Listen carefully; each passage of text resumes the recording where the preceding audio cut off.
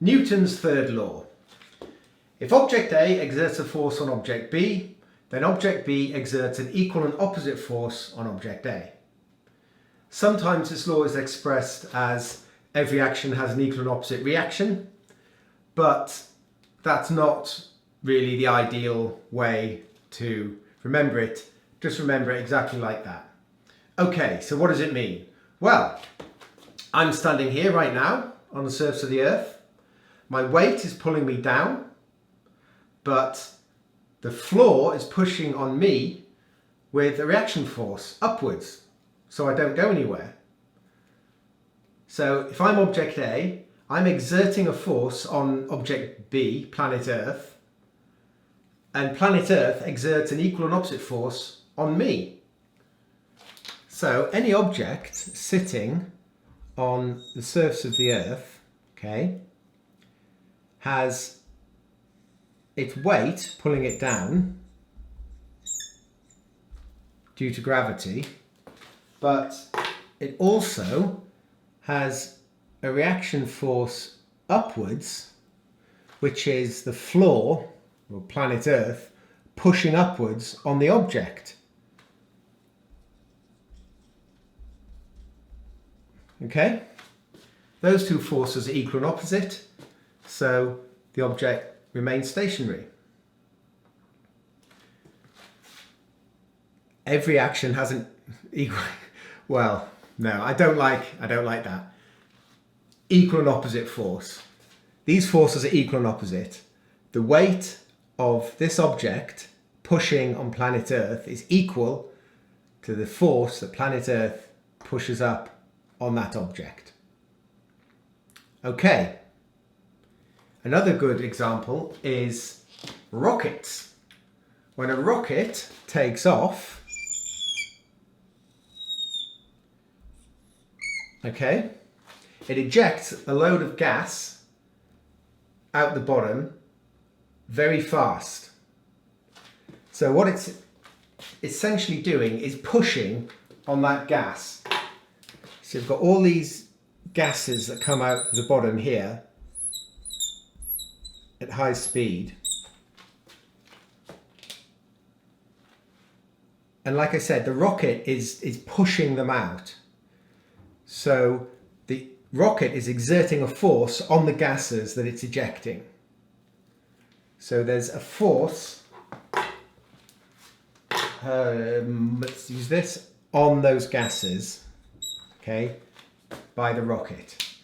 And by Newton's third law, therefore, those gases actually push on the rocket with equal and opposite force, upwards. And that's how a rocket achieves acceleration upwards.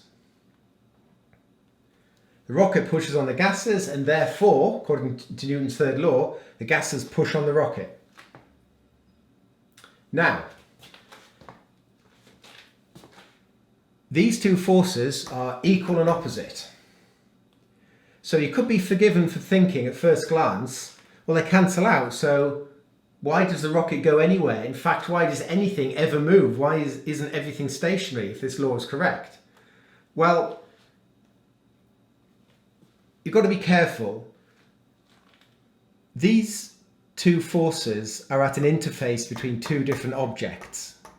In this case, the Earth and the person or a box or whatever. And in this case, two different objects, the gas and the rocket. If you look at it a bit more closely, the force acting on the rocket, it's only that one, okay?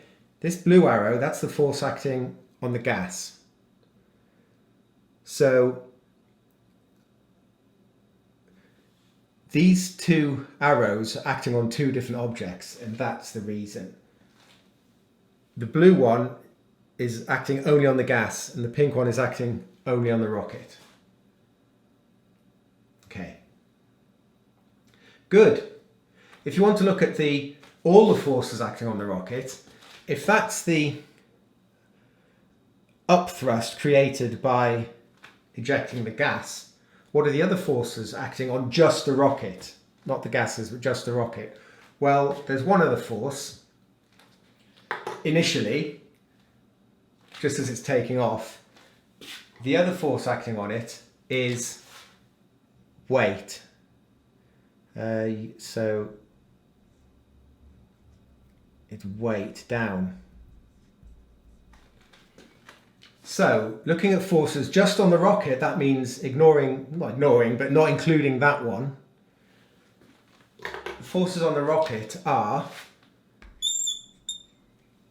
the thrust from ejecting the gases and its weight down.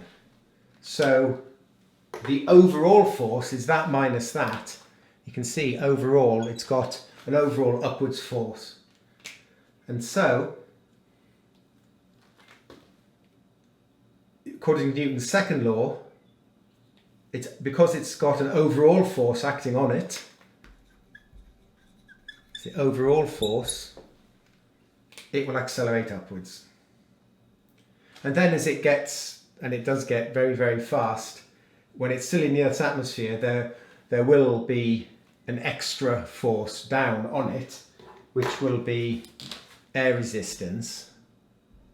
Okay, so when it's traveling really fast, the air resistance from air hitting it in the face there becomes a factor as well.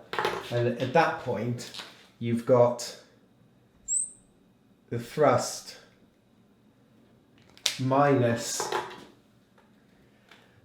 the weight, which hasn't changed. Let's forget about the boosters falling off the sides. Let's just assume it remains as one object. So you've got up thrust minus the weight, but now when it's traveling really fast, you've also got air resistance, and the overall force will be even smaller. So that minus that might only have a tiny force upwards. So it's acceleration, which means if it does have a small acceleration upwards, as it's still in the atmosphere, that means it's still getting faster. It's just getting faster at a lower rate. You know, it might even reach terminal velocity in the Earth's atmosphere. I don't know. I'm not a rocket scientist. If that were the case, then the air resistance would become big enough, or maybe the thrust gets smaller as it ejects less gas.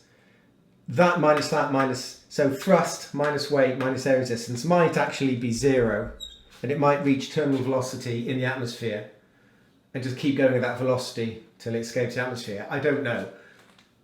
Doesn't matter. Let's leave it there. I think that's enough on Newton's third law. There you go.